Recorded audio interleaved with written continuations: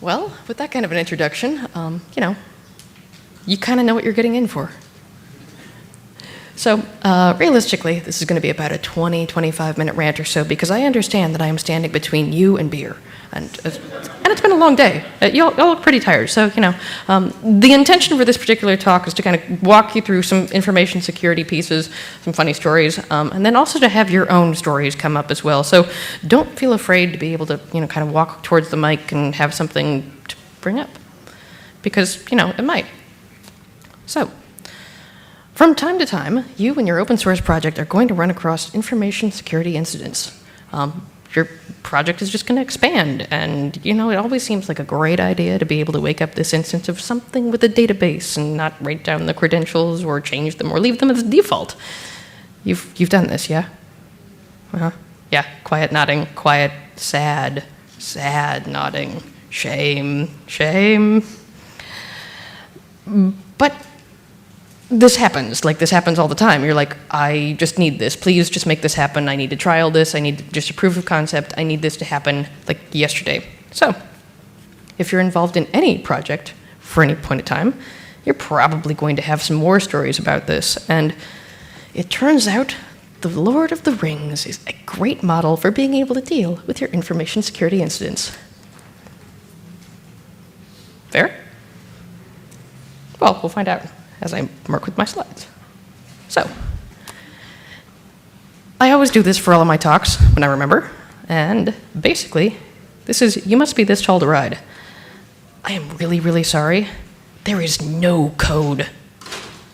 There is going to be nothing of screens going sideways.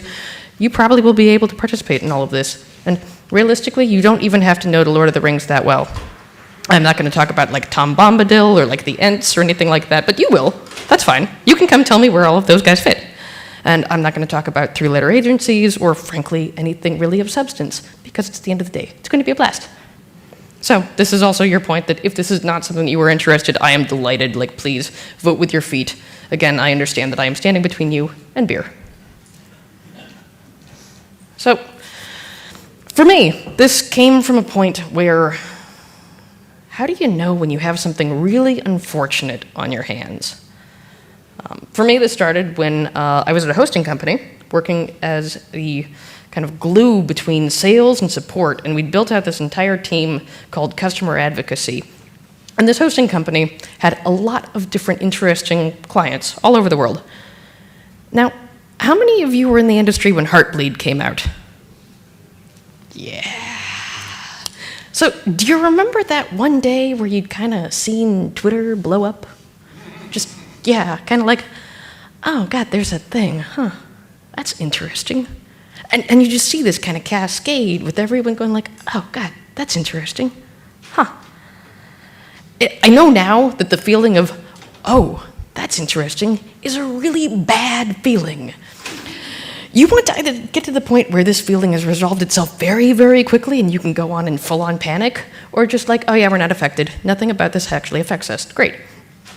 The problem was at the time, we had seen this coming through all day. I was basically working all the time zones, and I had seen it come through East Coast time, and West Coast time was oh yeah, okay, that's interesting, look at that. And then one of our Australian people came on at the very end of the day and was oh, this is a problem. He saw that interesting feeling and actually dove into what it meant for us, and he very quickly realized that, in fact, not all was well in the Shire. So the things that came through chat at this point were basically lighting the beacons of Amandine. People were just hi, we have a thing. A lot of people ended up getting paged. A lot of people ended up getting woken up out of their various spaces. And how many of you have gone through something like this, yeah? The beacons of Amandine get lit. And the actual fix of Heartbleed, I was in the process of leaving that company. It was my last 3 weeks there. So I do not actually remember how long the process took of full-on remediation, but it was long, and I'm pretty sure there are still people out there that are still, in fact, dealing with Heartbleed. And I'm so sorry if okay, there's no active weeping that just happened, so, you won't admit to it. Okay. You can find me later. That's fine. So, I tell you this story and the way to be able to start this, and there's some really great music coming from next door, and it's totally not me. But yes, exactly, like, some drum beats about things that may be coming towards you. And my focus around this is that, as the introduction said, I'm Gloucester Community Lead, and so my point in where I'm working now is it's my job to be able to make sure that the garden that we're working in is safe. It's my job to make sure that the project infrastructure is, in fact, going to hold up longer term. And if it doesn't, then it's also my problem to be able to work to tend that garden. It is likely that this responsibility is also yours in terms of whatever project that you're working on. This goes towards your company, this goes towards your open source work. Frankly, honestly, this probably goes towards your email as well. So, the forging of the ring, as we get back into the real story and, less of the color. So you've brought up a server, or a service, or any time that you actually have the capacity to link things. You all do it. We all do this. We put things that we shouldn't in places because it's faster. And Noah's talk, I think, was pretty indicative of all of the ways that you can do this. So I won't go into any of that. Just imagine that you've done something and you haven't written it down, or you've put in phpMyAdmin and not actually changed the defaults or anything, or you've, published your private key to GitHub. Something has happened. If you do this and you forget about it, well, there's something here for you. You are actually becoming a character in this story. And I'm going to describe it all with Legos of the Lord of the Rings. So, if you do this, you become Gollum. Now, the thing is that, you don't actually do this on purpose. So no one in this story, as far as I can tell, and you can correct me on this, is Sauron, because no one actually does this on purpose. The other tricky part about Gollum can also be that, at the very end, he has this previously unforeseen purpose that turns out to be very, very critical. So, think about who this could have been and some of the things that have happened to you. Other things I have learned. Yes. Someone has actually gone to the trouble of being able to put Elvish writing on a donut. So the next time this happens, I'm actually going to do this for the entire team. Right? Because you both want, a reward and also, a comment about, yes, I understand that we just went through this thing. Here is your reward. I am not going to send it to the person that caused it, because that is shame-driven development. And what I also learned is that you can order these on Etsy. So this is my discovery for today, and I had to share. Now you have something that you can take away, because if nothing else, you now know that there is the ability to order cake stencils of the Lord of the Rings writing to put on a cake. Yes. So, other pieces about this. I'm not actually entirely certain that Bilbo exists in these particular incidents. If you write it and you put it down somewhere and you forget about it, maybe that makes you Bilbo. Maybe Bilbo is a wiki. That thing that you start when you first get into a job and you start writing down, here's everything that I think that I can see that is wrong, that might be part of it in here. So you can tell me. You can tell me if I'm wrong on this one. Frodo is the poor, hapless guy that comes by and reads the logs and then gets to work through this. The person, sometimes you are Frodo, sometimes your sysadmin is Frodo, sometimes someone else nearby. Frodo's job is to be able to get all of this cleaned up so that this doesn't continue to be a problem. Have you been Frodo previously? Yes, sad nods. Excellent. Great, you can tell me about it. Gandalf, the senior staffer who leans over and looks at the logs and goes, God, you do, in fact, have a problem here. Wow. That's Gandalf. And Gandalf doesn't actually hang around that long. Like the senior manager that comes by and is like, oh, God, wow, look at that. Have fun. Gandalf. Now, if you actually find Gandalf at work, you can now send them a hat. There's going to be so many random things that happen from Etsy from this talk. It's going to be great. You can also have multiple Gandalfs as well, if you have multiple teams coming in and out and multiple people looking at this. The hobbits. And I'm not going to break out, like, who's Pippin and all of that. You can figure it out amongst yourselves in the team. But these are the rest of the people who are trying to get this done along with you. Sometimes you just might be one of the hobbits and somebody else gets to be Frodo. If you're lucky, you get to trade out. Strider, the ranger. If you're really, really good, you'll have InfoSec to come by and help you out. Yep, the Strider comes by and leads you through the wilderness of discovery. So, the actual moment of discovery is the journey to Rivendell, where you work through everything that you think might have happened because of an intrusion or something dumb that happened, and being able to figure out exactly what it is that's after you. I'm not entirely certain who the Nazgul are within this particular context. I feel like one of you can tell me. So, at this point... CFO. Yeah, actually the CFO could definitely be that. Maybe, is the entire C-level team Nazgul? Maybe. Are your customers Nazgul? Dunno. Exactly. Feel free to heckle like that. That's exactly appropriate. So, you've gone through all of that. The real pieces around this are being able to figure out, once you have discovered that you will, in fact, have something on your hands. Communicating with the team around you, communicating with all of your management structure, communicating with information security, being able to bring in legal, bringing in public relations. All of these people want to know very directly when something has happened. You will find out after the fact who really wanted to know, and you can put this in your documentation for next time. But having a structure and having a plan around this and being able to say, okay, yes, tongue-in-cheek, The Lord of the Rings, but we start with these different roles and we put these pieces together. The team around you, Gandalf, all of those guys. More about legal later.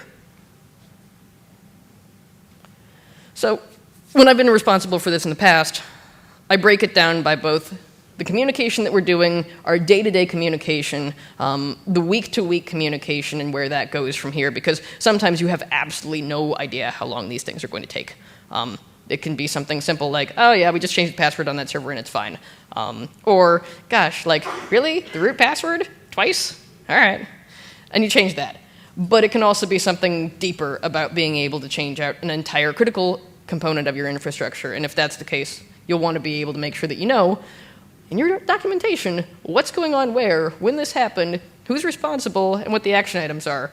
So if you had poor meeting hygiene before, you're going to want to look to that in order to be able to actually get through this.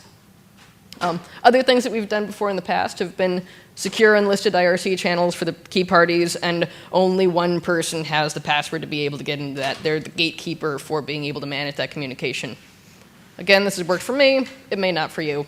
Other pieces I've also done around this have been daily calls to confirm what the current status is in the next step. So depending on where your time zones fall, depending on who you're working with, and depending on how serious it is, you may want to change this.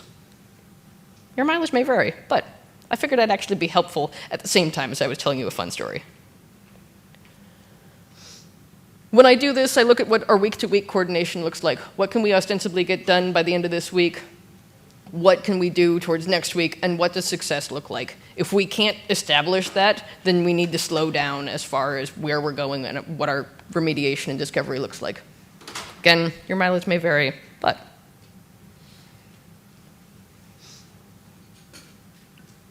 this part is pretty simple as far as the actual remediation, but again, I'm making this more general to be able to have it be applicable for everybody.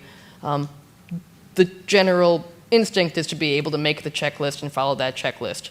I tend to do this on a week-to-week basis, not a day-to-day basis, and trying to do this on a month-to-month timeline gets really complicated in a hurry. And if you do that, you'll probably need more spreadsheets or a project management tool for it. But that's another talk for another time. So now that I've bored you with the actual, appropriate parts in here, the Council of Elrond is where this really gets good. You've gone through all of your discovery. You know exactly what it is that you should be doing. And you're now at the point where everybody can come into a room and figure out what happens where. Typically, you're going to need legal. With any kind of open source project and you've had something interesting, if you're lucky enough to be able to have legal, you will need them. sometimes you need to be able to make sure that everyone is around for all of this. And this can be the elves, the people that are kind of helpful and kind of not because they're pulled in too many directions to be able to actually solve things, and the dwarves, who are the people in the meeting who want to get things done as fast as possible. Try not to be able to tell them that they're elves and dwarves. They don't really like this, but you can think about it on your own.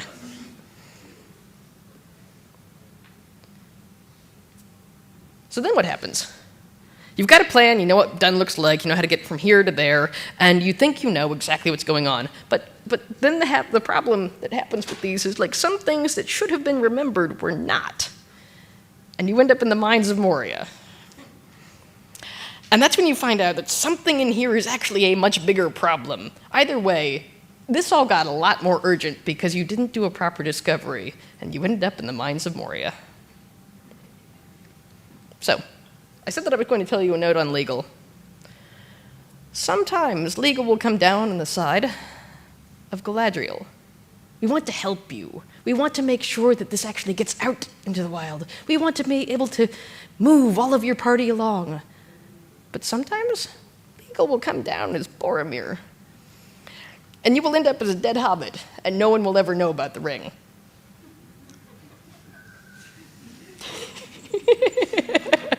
I think I've just killed all of you now.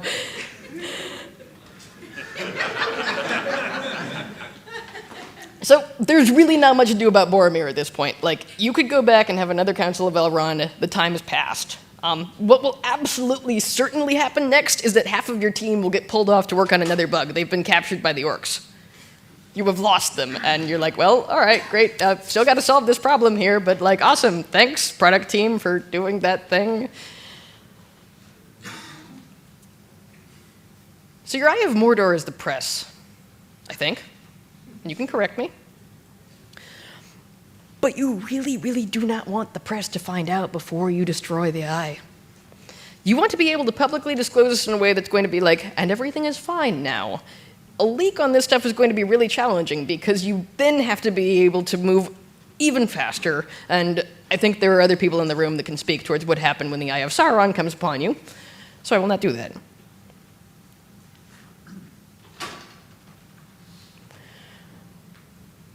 So at the end of this, you want to be able to take the lessons around things that we shouldn't have done and bring that back in. So imagine that the project that you're in is in fact the Shire, and even after you've destroyed the ring and you've tossed it into like the fires of Mount Doom, all of that, and that's probably another talk, but bringing those lessons back into the work that you're actually doing in your own project about being able to establish better policies, better process, better secrets management. Something needs to come out of this in order to be able to have this be an effective learning experience and not necessarily just like, oh yeah, that one time. Yeah, do you remember that one time? Oh yeah, that war story. Uh-huh.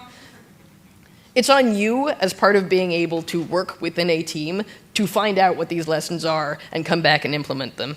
How many of this has actually happened to you, yeah? Okay, quiet nods. How often have you been able to take something that was dreadfully wrong and bring this back into the project? Okay, I see some nodding, but not enough. And every time that I give this talk, I hope to see more. So, well, all right, we can work with that. So this is the part where I look for what stories come up for you. And you can come to the mic, or I can repeat it for the recording as needed, or you can just think about it quietly.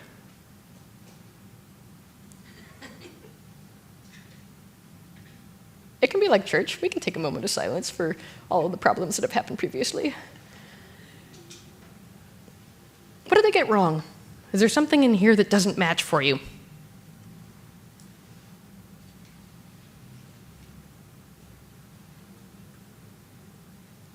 Nothing?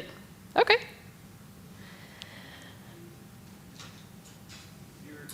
You're missing the army of Gondor going the wrong way. Yes. Actually, the comment was you're missing the army of Gondor going the wrong way. The army of Gondor. Yep. The army of Gondor going the wrong way. See, and that's where this gets more challenging, because not only are there multiple threads to be able to pull on, but there's also multiple ways to be able to interpret it. I took the first part because it's easiest to be able to give you a good model to work off of, but you can also make it more complicated depending on how your team wants to be able to work with this. Other pieces? Yes. I feel that there's a piece missing, but I don't know how it fits into the movie. Okay, go ahead. What if the project has never had a fire drill before, so there is no place to meet up to communicate, what in the heck went down here, or even worse, your place where you had intended to have said communication, say a mailing list, was part of the explosion. Yep. So, I think to summarize at that point, like, you then get to find out who actually matters in your project and who you need to be working with on a day-to-day basis, frankly. Like, that's when you find out, like, oh, we need him, and we need him, and we need him, and let's do that. And this can be, like, in the past, it's been IRC channels. I feel like people are now moving towards Slack for things like that, which I'm not sure how I feel about, given the whole, like, it's not open and it's not free and we can't tell what's going to be saved in there. But it's easily available for people to be able to use. I think you focus less on the tool at that point and more about being able to establish something reasonably secure in a place where everybody can get to it. Your mileage may vary. I find it challenging to believe that there are projects that have never had a kind of fire drill like that. No? Well, am I being too... Not that they've never had a fire, but they've never had a fire drill prior to the fire. Oh, yes, your house is burning down. Excellent. Okay. So yeah, that really is the point where you find out exactly who is going to be critical within the project and be able to work with that fairly directly. If that circle of trust needs to expand out, you'll know fairly quickly because things are just not getting done. Like, oh, we're stalled on that because, like, Manuel over in, like, the corner over there is not responding to email, but there's something else that needs to happen in there. So, yeah. No, I think that's a really good point. Cool. Other pieces around real advice. Yes, Chris? So I feel like something that's not captured in The Lord of the Rings at all is budgetary restrictions. Like, I'm sitting here thinking, how different would the Battle of Helm's Deep have been if the Fellowship had an EDU budget? Right?